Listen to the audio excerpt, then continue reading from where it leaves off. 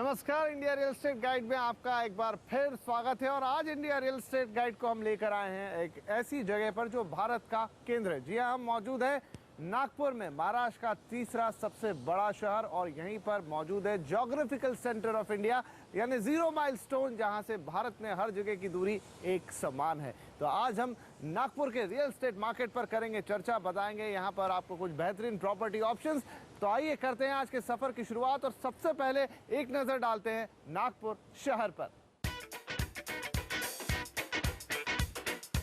नागपुर मुंबई और पुणे के बाद महाराष्ट्र का तीसरा सबसे बड़ा शहर है। नागपुर का महत्व इसी बात से पता चलता है कि ये महाराष्ट्र की विंटर कैपिटल है और विधानसभा का शीतकालीन सत्र यहीं होता है। नागपुर पूरे देश का भौगोलिक केंद्र है और यहीं पर मौजूद है जीरो माइलस्टोन, जो शहर की इस खासियत का प्रतीक है। और अपनी इसी भौगोलिक स्थिति के चलते नागपुर को देश का लॉजिस्टिक हब बनाने की योजना बनाई गई है। एक सेंटर ऑफ इंडिया होने का उसका एक एडवांटेज है, और इसी को देखते हुए वहाँ पे मिहान जैसा प्रोजेक्ट जो है वो इम्प्लीमेंट करने की कोशिश की गई। और ये आज का नहीं है, ब्रिटिशर्स के वक्त से एक लॉजिक के ऊपर बात हो रही थी। इसके अलावा नागपुर पूरे देश में एक बड़े एजुकेशन हब के तौर पर भी अपनी पहचान रखता है, जहां पर देश के दूसरे प्रदेशों से बड़ी तादाद में स्टूडेंट पढ़ने आते हैं। कम से कम 10 से 12 इंस्टीट्यूशंस हैं। Engineering maximum college in India should be in Nagpur.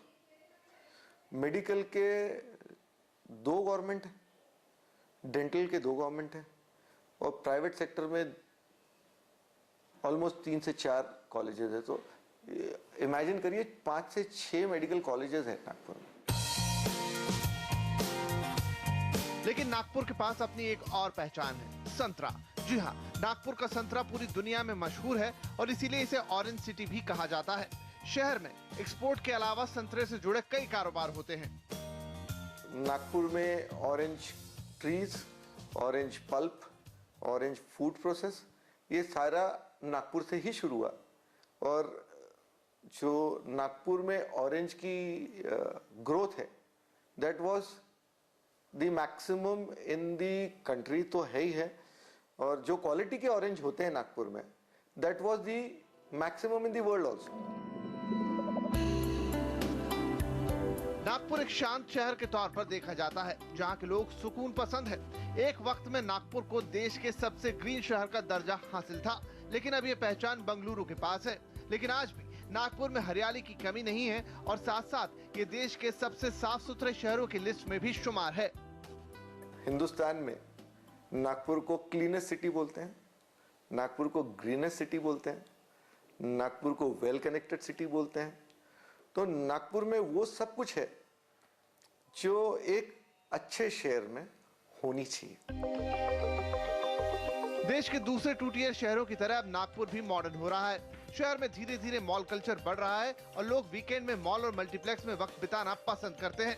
लेकिन इन सब बातों के बीच आज भी नागपुर संस्कृति और परंपराओं का शहर है।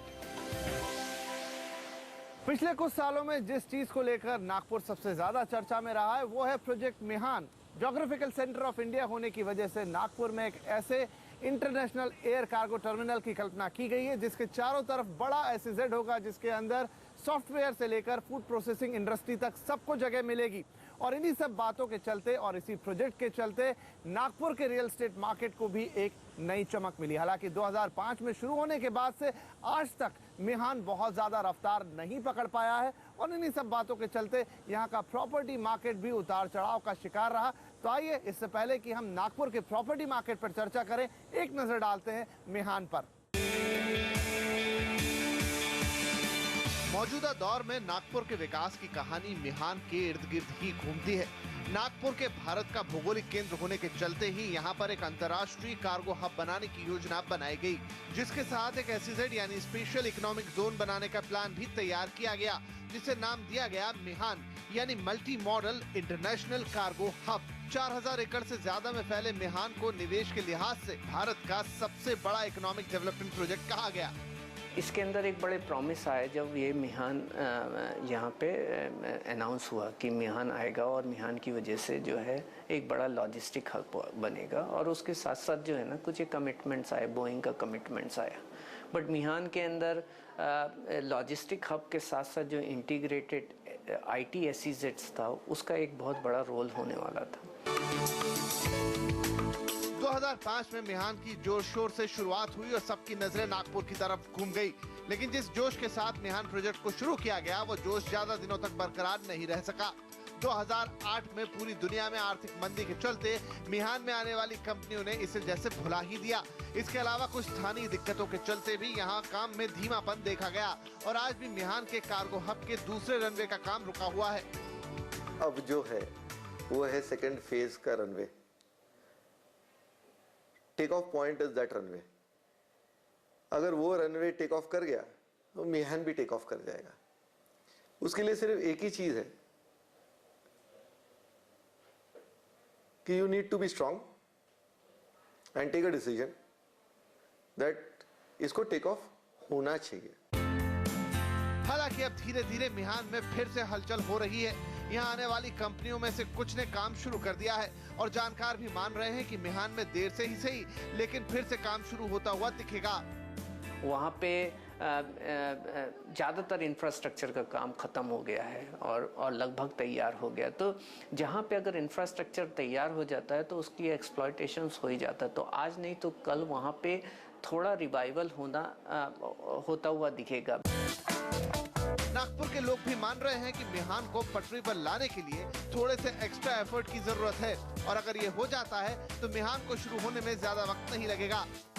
प्रॉब्लम देखा जाए तो कुछ भी नहीं है और बोला जाए तो बहुत कुछ है। तो मुझे लगता है अगर राइट टाइम राइट डिसीजन हो जाए तो 2014-2015 Mihan would be fully operational in all terms. अब नागपुर के साथ साथ सबकी नजरें मिहान पर टिकी हैं, क्योंकि अगर मिहान शुरू होता है तो ये न सिर्फ नागपुर का चेहरा बदल देगा बल्कि इससे पूरे देश की इकोनॉमी को एक नई दिशा मिलेगी। और इसी के साथ इंडिया रियल एस्टेट गाइड में लेंगे एक छोटा सा ब्रेक से वापस आएंगे तो हम मुआयना करेंगे नागपुर के रियल एस्टेट मार्केट का, लेंगे उसका एक इन डेप्थ एनालिसिस और बताएंगे कुछ बेहतरीन ऑप्शंस।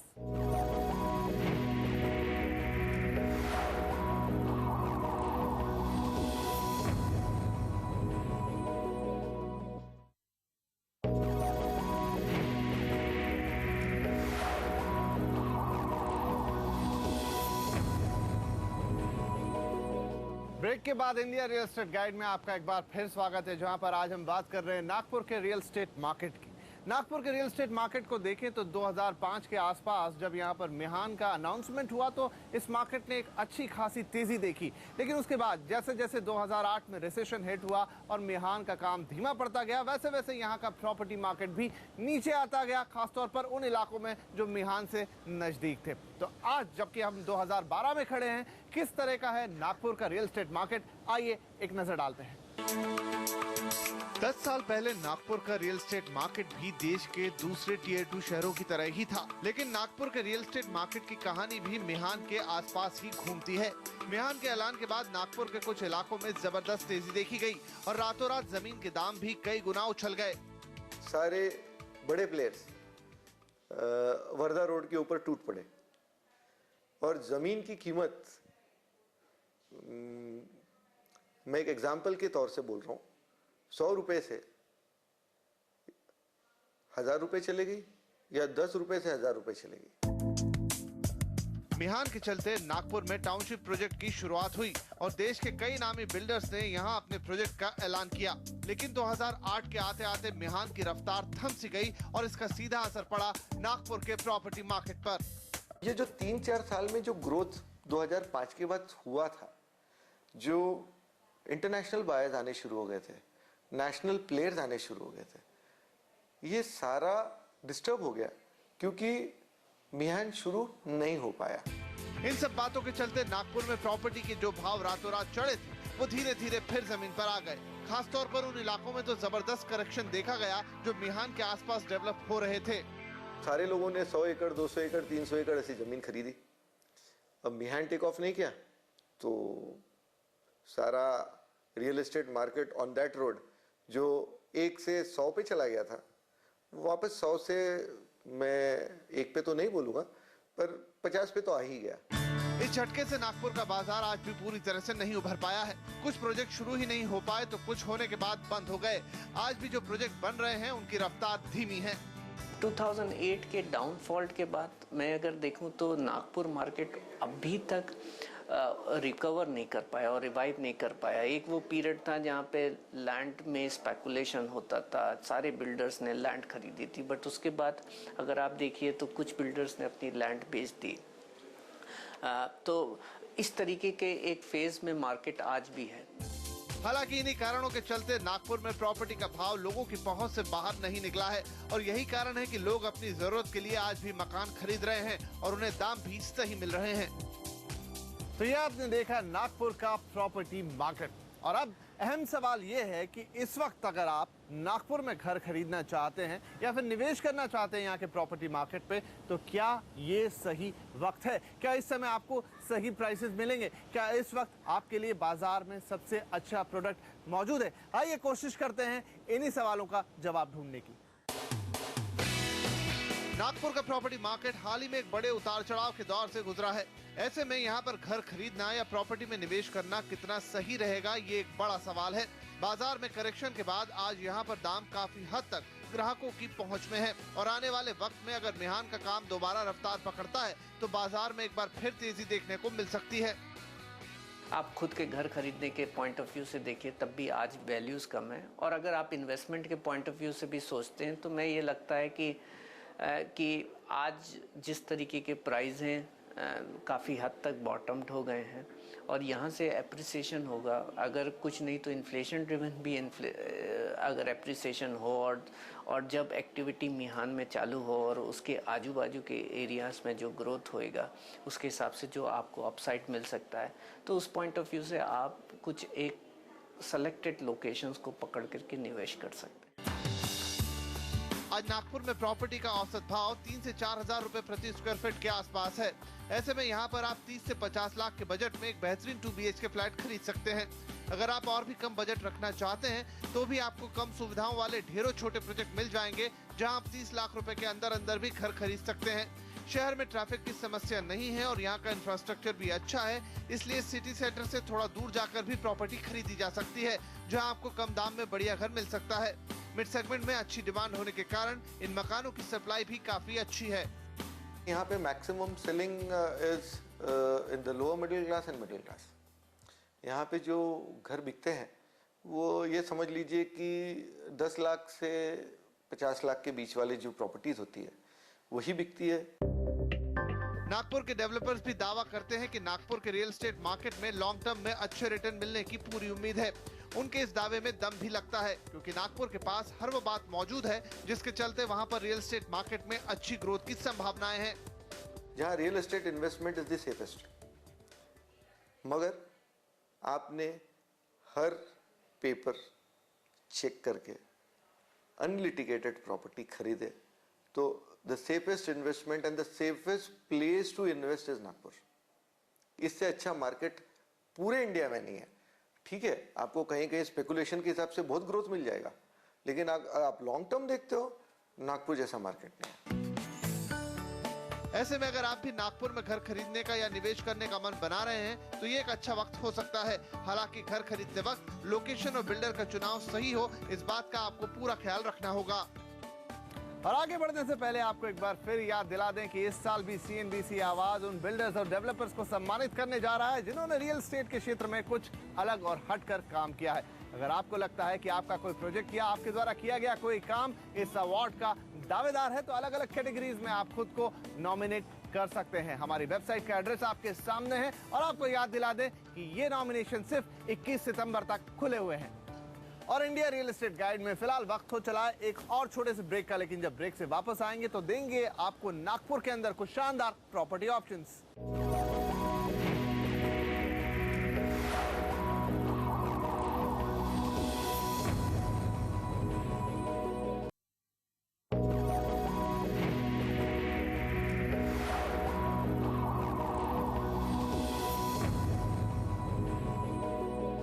ब्रेक के बाद इंडिया रियल एस्टेट गाइड में आपका एक बार फिर स्वागत है, जहां पर हम बात कर रहे हैं नागपुर के प्रॉपर्टी मार्केट की। और अब वक्त हो गया है कि हम नागपुर के अंदर आपको कुछ बेहतरीन प्रॉपर्टी ऑप्शंस दें। लेकिन उससे पहले आइए एक नजर डालते हैं नागपुर के अलग अलग इलाकों पर और देखते हैं कि किस तरह के इलाके यहाँ पर डेवलप हो रहे हैं और उनमें किस तरह के प्रोजेक्ट्स आपको मिल सकते हैं।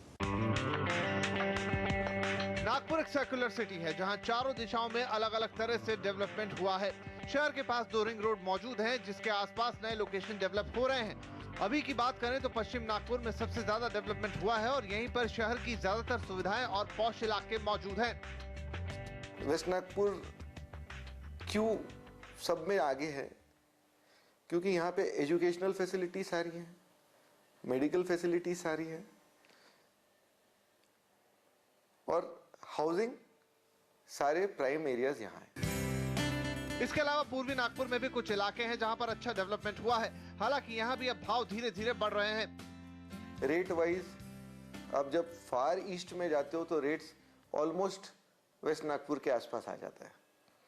फिर आपका हो गया साउथ नागपुर, जहाँ पे आपका काफ़ी शॉप्स है, कमर्शियल एरियाज है। आपको फिर उसके बाद आएगा नॉर्थ नागपुर और central Nagpur is like complete trading area. लेकिन इस वक्त नागपुर के बाहरी इलाकों में सबसे ज्यादा डेवलपमेंट हो रहा है। नागपुर मेट्रोपॉलिटन रीजन में आने वाले इन इलाकों में आज भी सबसे ज्यादा रुझान मिहान और उसके आसपास के इलाकों में ही देखने को मिलता है। इन इलाकों में वर्धा रोड, बलतरोड़ी, बेसा और मनीष नगर जैसे इलाके शामिल हैं। मिहान साइड पे ही सारा पोलराइजेशन, तो अगर देखिए तो मिहान से एक्सटेंड होती हुई जो रोड गई है वर्धा रोड के ऊपर ही ज़्यादातर प्रोजेक्ट्स आए। उसके अलावा विद इन द सिटी भी कुछ एक बड़े प्रोजेक्ट्स आए। इसके अलावा अब काठल रोड, भंडारा रोड, उमरेड रोड और अमरावती रोड जैसे इलाकों में भी इस वक्त नागपुर में नया डेवलपमेंट हो रहा है। तो ये आपने देखे नागपुर के अलग अलग इलाके जहां पर इस वक्त डेवलपमेंट हो रहा है। और अब बारी है कि हम आपको बताएं कि इन इलाकों में वो कौन से प्रोजेक्ट है जहां पर आप अपने लिए एक बेहतरीन घर देख सकते हैं और इस वक्त वहां पर क्या दाम चल रहे हैं। इस वक्त नागपुर के अलग अलग इलाकों में घर खरीदने के लिए आपके पास कई ऑप्शन मौजूद हैं। सबसे पहले बात वर्धा रोड की। अगर आप यहां पर घर खरीदना चाहते हैं तो यहां कई प्रोजेक्ट बन रहे हैं। यहां बन रही अष्टविनायक बिल्डर्स की पाम सिटी में आपको 3500 रुपए के भाव पर घर मिल जाएगा। इसी तरह यहां बन रहा है सहारा हाउसिंग का प्रोजेक्ट सहारा सिटी, जहां आपको 3200 रुपए का भाव मिलेगा। यहीं पर बन रहा है मोराज इंफ्राटेक का प्रोजेक्ट मोराज वाटरफॉल गेटवे, जहां आपको 2700 रुपए के भाव पर घर मिल सकता है। इसी तरह अगर आप बेलतरोड़ी में घर देख रहे हैं तो यहाँ पर बन रहा है अभिजीत बिल्डर्स का प्रोजेक्ट जयंती नगरी 3। यहाँ आपको 2700 रुपए के भाव पर शानदार फ्लैट या रो हाउस दोनों के ऑप्शन मिल सकते हैं। बेलतरोड़ी में ही आप देख सकते हैं ओम शिवम बिल्डर्स का प्रोजेक्ट शिव हाइट्स, जहाँ आपको 3000 रुपए का भाव मिल जाएगा। इसी से लगे इलाके बेसा में अगर आप प्रॉपर्टी की चाह रखते हैं तो आप वहाँ देख सकते हैं हेरिटेज रेजिडेंसी, जहाँ आपको इस वक्त 2200 रुपए का भाव मिल जाएगा।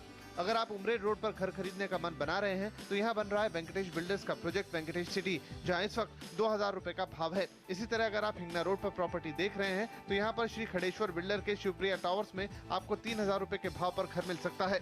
अगर आपकी पसंद काटोल रोड है तो यहाँ 2600 रुपए के भाव पर आप SDPL के प्रोजेक्ट अशोका एनक्लेव में घर खरीद सकते हैं। अगर आप सिटी के अंदर घर खरीदना चाहते हैं तो भी आपके पास ऑप्शंस मौजूद हैं। गणेश पेट में बन रहा है गोदरेज प्रॉपर्टीज का प्रोजेक्ट आनंदम, जहां 4850 रुपए का भाव चल रहा है। इसी तरह गांधी बाग में बन रहे KSL डेवलपर्स के प्रोजेक्ट एम्प्रेस सिटी में एम्प्रेस टावर्स में आप 6000 रुपए के भाव पर घर देख सकते हैं। और आगे बढ़ने से पहले आपको एक बार फिर याद दिला दें कि इस साल भी CNBC आवाज उन बिल्डर्स और डेवलपर्स को सम्मानित करने जा रहा है जिन्होंने रियल एस्टेट के क्षेत्र में कुछ अलग और हटकर काम किया है। अगर आपको लगता है कि आपका कोई प्रोजेक्ट या आपके द्वारा किया गया कोई काम इस अवार्ड का दावेदार है तो अलग अलग कैटेगरीज में आप खुद को नॉमिनेट कर सकते हैं। हमारी वेबसाइट का एड्रेस आपके सामने है और आपको याद दिला दें कि ये नॉमिनेशन सिर्फ 21 सितंबर तक खुले हुए हैं। और इसी के साथ इंडिया रियल एस्टेट गाइड का ये एपिसोड यहीं खत्म होता है, लेकिन अगले हफ्ते आपसे फिर मुलाकात होगी एक नए प्रॉपर्टी डेस्टिनेशन और कुछ बेहतरीन प्रॉपर्टी ऑप्शंस के साथ। तब तक के लिए दीजिए इजाजत, लेकिन याद रखिए CNBC आवाज पर आपको हमेशा मिलेगा वक्त से पहले और किस्मत से ज्यादा।